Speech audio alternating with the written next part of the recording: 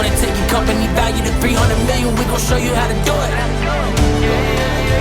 Well, we got the roadmap, the aspirations. We'll give you a game plan and strategies. Seize control of your company's destiny today by tuning in to Private Capital Mastery. Yeah. Let's start the show.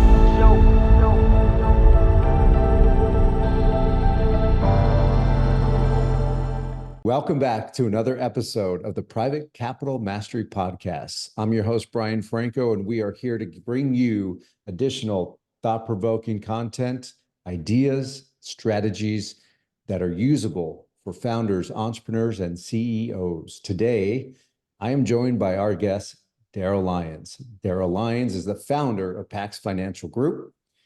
He and his team of professionals approach business with the Judeo-Christian values and are deeply committed to guiding high net worth individuals and families in pursuing their unique definition of true wealth. We're going to dive into what that means, and we're going to hear more about all of this in today's conversation with Darrell. Darrell, welcome to the show. Welcome to this episode. Appreciate you spending the time with us. Yeah, thank you. I'm looking forward to it. I've enjoyed our chats before and in previous times. And so, yeah, it's been good. It has. So where do you sit in the world, and tell us, Pax Financial, where's your service geography? What does that look like? Yeah, I'm in San Antonio, Texas. We have an office just in San Antonio, just north in a small town called Bernie. Bernie's a gem of a community. It really is. It's a special place. I actually grew up there, and we're a military city, so we've got clients all over the country. A lot of people come to us because they're looking for a financial organization that honors Judeo-Christian values. And, we're not all Christians, believe it or not. Everyone in our organization doesn't necessarily profess to the faith, and I don't really require that, but I do have a framework that requires everyone honor somebody that comes to us and has deeply held convictions. And then we try to think deeply about how to honor those convictions. And there's actually financial tools that accommodate that group of people, more so than maybe some other tools out there in the marketplace. So we think deeply about what it means to be a Christian. Obviously, I am one. And so it's been a very interesting journey, and I haven't been here forever, but since I've been on this journey, it's been fun. I've been doing this since '99, but this particular journey has been more so in the last 4 years as our environment has been more polarizing. We felt the need to be able to accommodate the Christian community. Absolutely. And that's beautiful because, you have this approach to business, right? And we all do, right? But what does it mean when someone comes to you? I mean, what can they expect? What is someone that doesn't understand what those Judeo-Christian values are? Why is that important to them, or why should it be important to them when they consider a firm like yourself? Yeah, there's a lot to unpack just in that question. I had one of my Jewish friends and clients said, "What does it mean, even the Judeo part?" And I said, "Well, that's Old Testament. We just honor and respect that truth.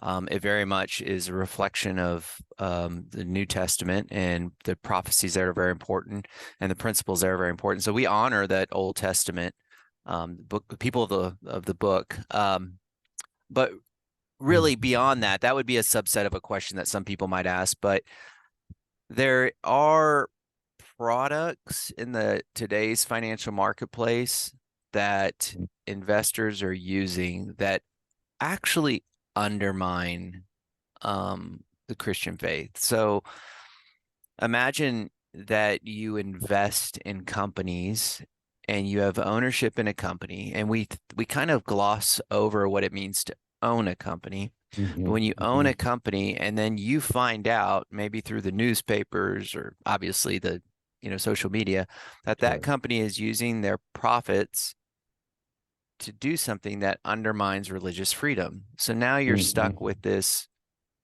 dilemma. Do I want to continue owning that company and profiting from what they're doing, or do I want to disengage from that? And we've seen that a lot more.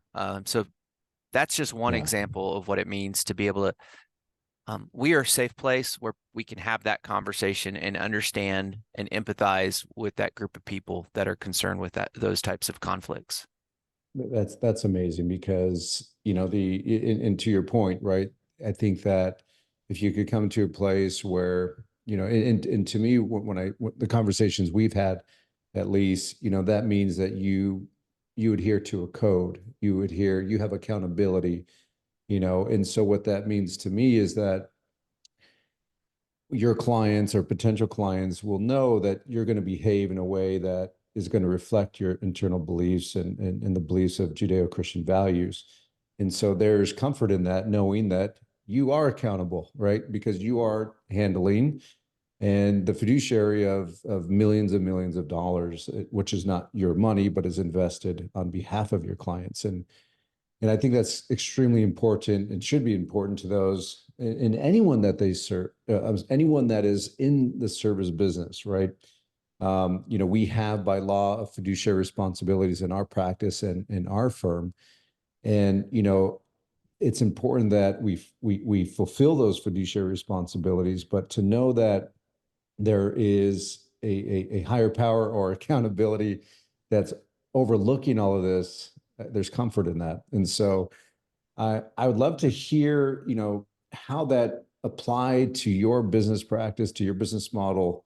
I mean, could you share a case study, giving an example that highlights your values and how your values help guide a particular client that perhaps they face challenges as they accumulated wealth or became a high net worth entrepreneur through the sale of their business, as an example? Yeah, I can give you a couple examples, if that's okay. I don't want Yeah, to please. No, I love case monopolize studies. the question can go so many different ways. But we've had clients where, they've had marriage issues, as you can imagine, the stress of being an entrepreneur. And they might come in and say, um, we've got to part ways. Mhm. We've seen it. Yeah, we've seen it in the sale of businesses. The stress, I'm an entrepreneur, and the stress, my parents are entrepreneurs, my brother, my sister, everything from solopreneurs to venture capitalists. We just, around the dinner table, we talk small business. So, man, that stress is real. And so when you feel that pressure and you're carrying it heavy, and then eventually you just can't keep up with that marriage, we hear about it. And I think our values come into play, and that's when we look at it. And some might say, okay, well, hey, just go about your separate ways and reconcile. It's going to be okay, and we'll work out all the financial details. We might actually suggest, because marriage is a deeply held conviction to us, we might suggest a few marriage counselors, and to consider fighting a little bit longer. And I've got to tell you, just by us stepping in those waters, which could be dangerous, us Absolutely. overstepping our role, but providing some direction to some counselors and other resources to make these irreconcilable differences, to find a way to reconcile them. We have participated in the restoration of marriages. Wow. We had some last month, as a matter of fact, and it's not something we go out and seek, but we just have a deeply held conviction that marriage is very important. And so to see us play a role in that would be one example. I'll That's pause there. I have another wow. one too, but No, yeah. I love it. And really just to reflect on that, you have, I talk that we work as professionals in different dimensions, right? So, the logical dimension when it comes to our practice is, more financial analysis, understanding what the market is doing, how it's reacting to a particular business in a specific industry. And, we can be logical in that thinking and with the outcome from that thinking, but there's always that human element, right? That human emotion, which is that second dimension. And in your case study, in your story, usually and most commonly, we see advisors just run from that situation, right? Or not even want to address it. But the fact that you're working in what I call, those two dimensions, right? The logical Mhm. part of the business and then the dimension of the human emotion, which is very volatile, as you know, more volatile than the stock market. Very much so. Yeah, it's the hardest part of our job, frankly. But, it really speaks volumes to know that you're stepping beyond what others would see as boundaries or borders and taking a holistic approach in servicing that client or those clients and to create an opportunity where they have that renewal in their marriage.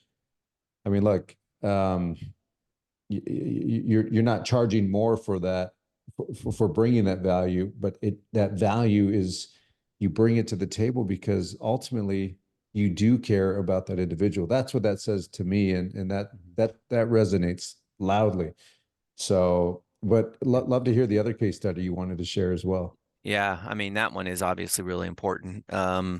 And I'm really proud to play a role there. We've adopted some tools that help us navigate these conversations a little bit better. You know, if you find yourself in that space, you're also thinking about not equipping yourself. Like, we've got to equip ourselves to have those conversations, and not as though we're counselors or therapists, but we do have some tools that can help guide us. They're usually developed through behavioral finance, which is an area of academic study that's collision of neuroscience, psychology, and traditional finance. So there is some tools that we've been able to use. But on the other case study, I think this one, you know, it's relevant. We had a client who is in the medical space, and it was a strategic acquisition coming in. I mean, they were kind of aging out, kind of tired, as you would imagine. And, you know, the regulatory environment was burdensome, and the economic environment was just starting to wear on them. And it was cash flowing. There wasn't a cash flow issue. It was just the age more than anything. And burnout. Yeah. Burnout. And you had partners too that were starting to have, you know, different ideas of what life should look like. One still wanted to grind, one didn't.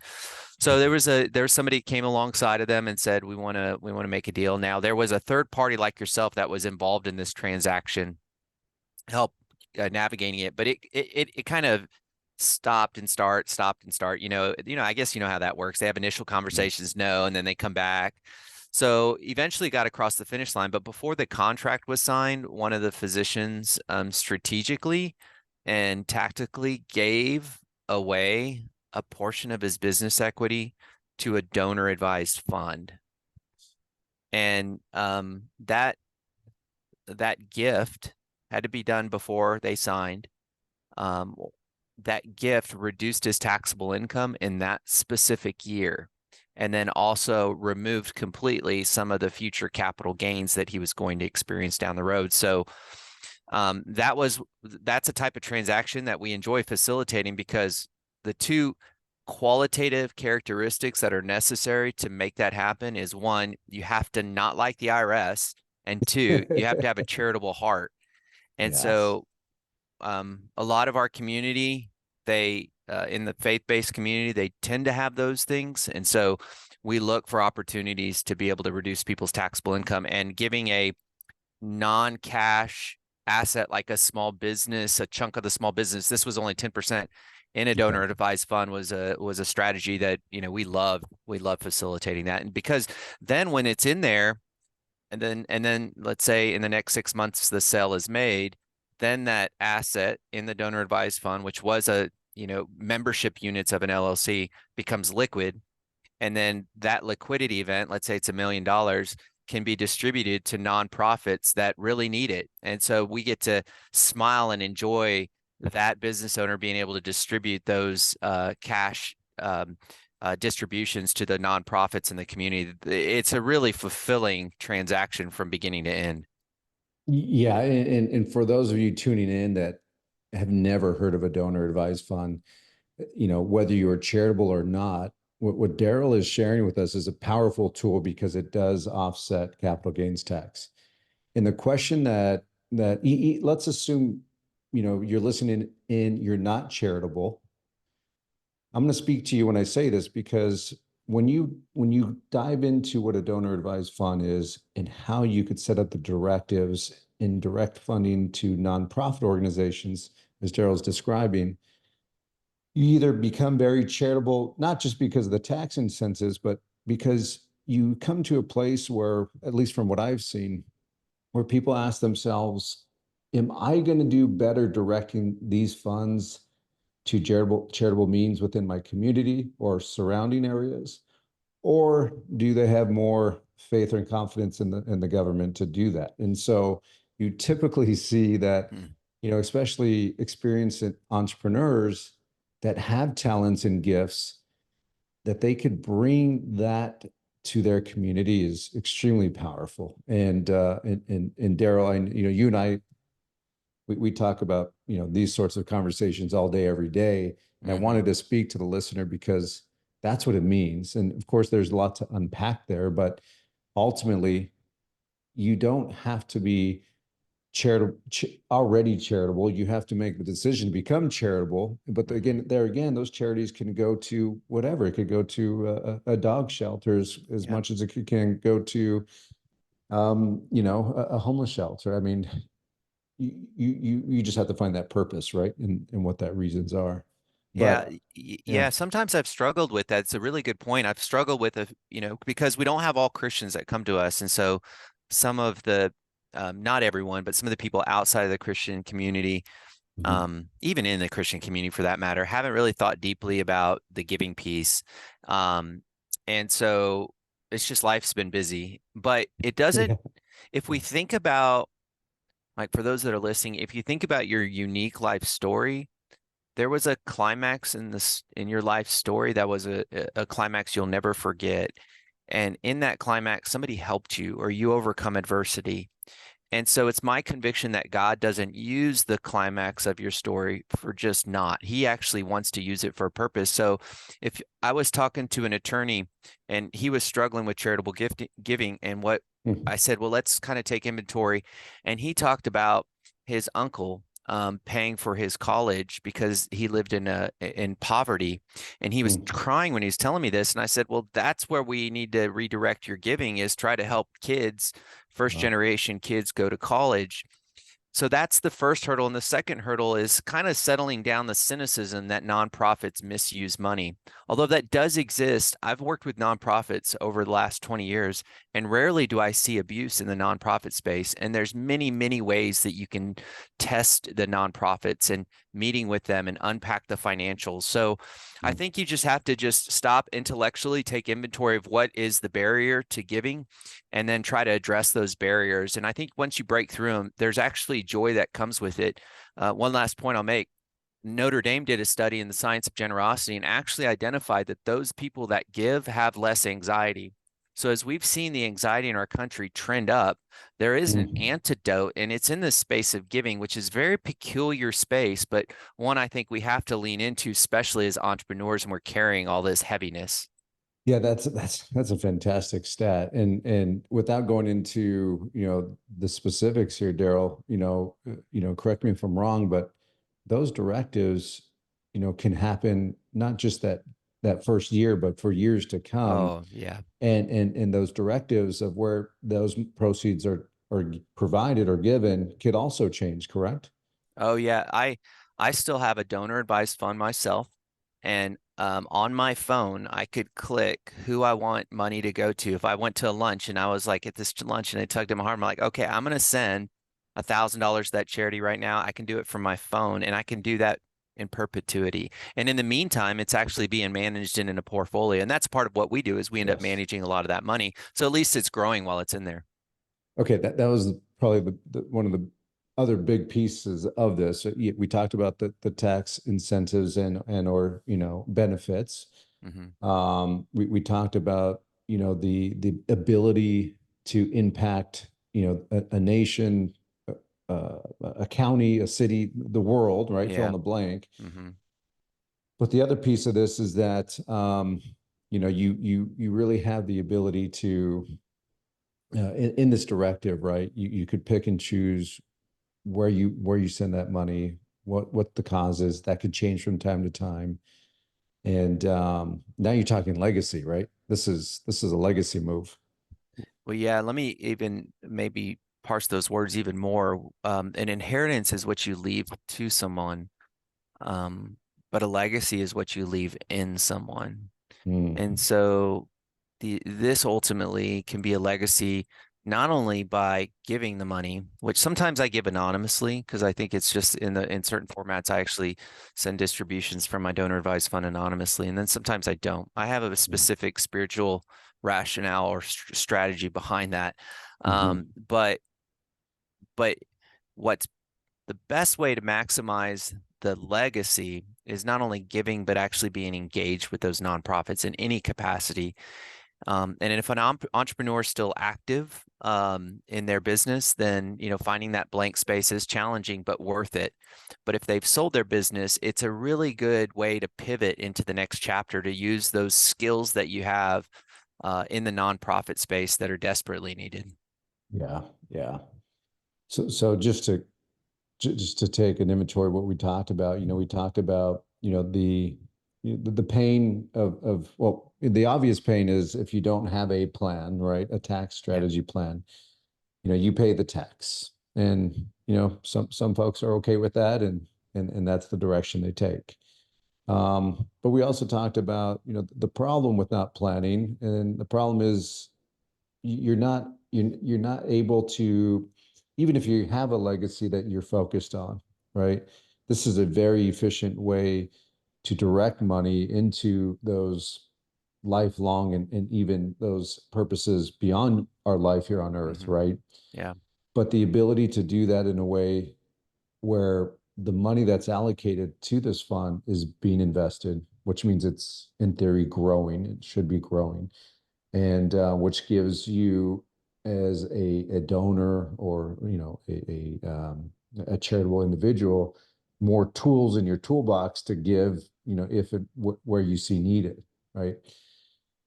So we talked about a lot of that, but the possibility of this is, of the donor advised fund, is it helps for you to look at a client situation, understand exactly what they're looking to accomplish, what their expectations are today, tomorrow, and into the future. But, if you could kind of walk us through, you talked about an assessment earlier. Mm-hmm.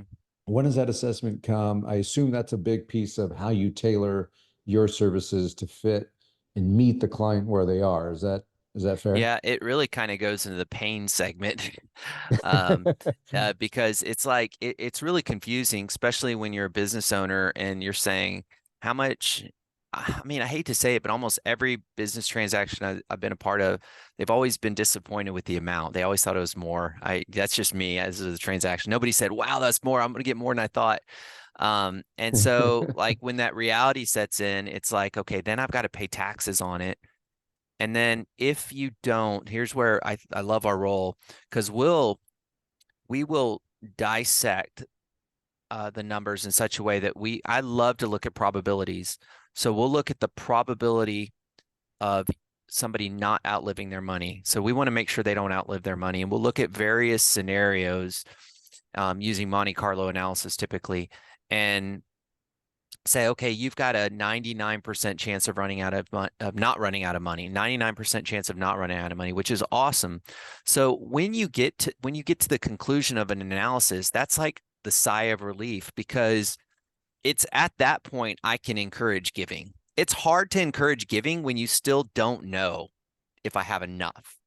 So we really have to address that pain point first. And because I know that we always want to be unselfish, but we got to know, do we have enough? So once we thoroughly critically examine, you've got enough, you're going to be okay. Then we can do charitable giving without having that little piece in our mind of like, man, is this a bad decision? So that's kind of the step number one, is doing that Monte Carlo probability analysis. And then the charitable giving comes after that. Yeah. And how long does that approach typically, the assessment take? And is it one discovery meeting, or is it a series of meetings? Yeah, it's usually 2 or 3. Yeah, we can Yeah. get it done pretty quickly. We're pretty efficient that way. Yeah, that's helpful. Yeah, because I know at least in business transactions, and I'm sure you meet folks that are, 2 to 5 years out from an exit. You meet folks, they're in the middle of due diligence, perhaps, right? And others that are, entertaining offers from other, strategic buyers or financial buyers in the marketplace. But no matter where they're at, sounds like you guys can move quickly. You could assess, their situation, their needs, and build out a strategy so that they can continue the lifestyle that they developed, through building their businesses, or even real estate holdings and portfolios. Yeah, and I know you have that, like that kind of that discovery service that you offer. Yes, And yes. in that you do, I don't know if it's a formal or informal valuation. I don't remember that. Yeah. But Yeah. when you do that, so your listeners may know this, and I'm almost asking a question, almost kind of giving some insight. So when you do uh, that process of the assessment, which is thorough and it gives the valuation, it's helpful maybe even to run parallel the personal side. So somebody would then come to me and say, hey, Brian did this valuation on me. Can we plug this into my personal planning and see what that looks like? And so doing those things parallel is really fruitful. It is. And the short version of what we do is, yes, we do an assessment and we do a valuation, right? The valuation is using market information and comparable data. So what, in valuations, you usually have a range, right? It's never a flag in the ground. Here's the value. Here's what it's going to sell for, because a business will always have different value to different types of buyers in the marketplace or investors. And so within that range, we have to determine where does that business fall in that spectrum evaluation range. And so the assessment helps us score the business. And when you look at the scoring mechanisms, it looks at and considers transferability. So the higher the likelihood of transferability, the higher the score. The higher the score typically indicates the higher end of that valuation spectrum. And what you find in that is that usually those that are scoring higher are typically, best in class in their industry on a peer-to-peer review. And we can do that. And so to your point, once that work is done, that typically goes to clients' wealth advisors, which would otherwise in a pie chart that you would look at with them, it's usually a guess what the business is worth, right? Oh, I think it's worth, and you fill in the number. But the work that we do, we would give you with precision the range in which that business is trading in their relevant and relative industry. That makes sense. Yep. You Yeah, answered my yeah. questions I was going to ask. So yeah, that's good. Thank you. All right, good, good. Well, Daryl, as we bring this to a close and conclude the conversation, knowing listeners out there, they're at different stages and places in their journey, but they're most commonly founders, CEOs, and entrepreneurs. What advice would you leave with them, as they embark on their own journey, wherever they are, right? And as they consider, I mean, you have to imagine, like, even some listening are saying, well, gosh, I never even thought I could sell this business. I never thought anyone would want to buy it, but Yeah. but as those options come up for them in their journey and in their path, what advice do you offer them, and how do they build a lasting legacy with confidence and with purpose? Oh man, such a good question in so many different ways. Um, so we're always 5 years out from selling or retiring, it seems like, as business owners. And I think it's important that, and you've seen the studies, many business owners are unhappy Yes. after the transaction's done. And that's because a lot of Yes. us have put our identity in the business. And so that life is sucked out of us. And so I don't think that's healthy for all of us. So it is incumbent upon every entrepreneur to start almost practicing what it looks like. There's two sides of the equation. There's the quantitative side, which is kind of taking inventory of the business. That may mean paying for dry cleaning outside of the business than inside of the business. Some Yes. of those things, little minor things. And then there's the qualitative side, meaning what does life look like, and maybe um, developing different habits, and creating different communities, and bringing value in other ways, like I talked about nonprofit. So practicing retirement before, and I don't even like to use retirement, because the definition of retirement is the disposition of an asset that's no longer useful. So I'd rather say, let's prepare for a time that you pivot into the next chapter, where you have purpose, you have wisdom, and hopefully some money, and you can give back and leave that legacy.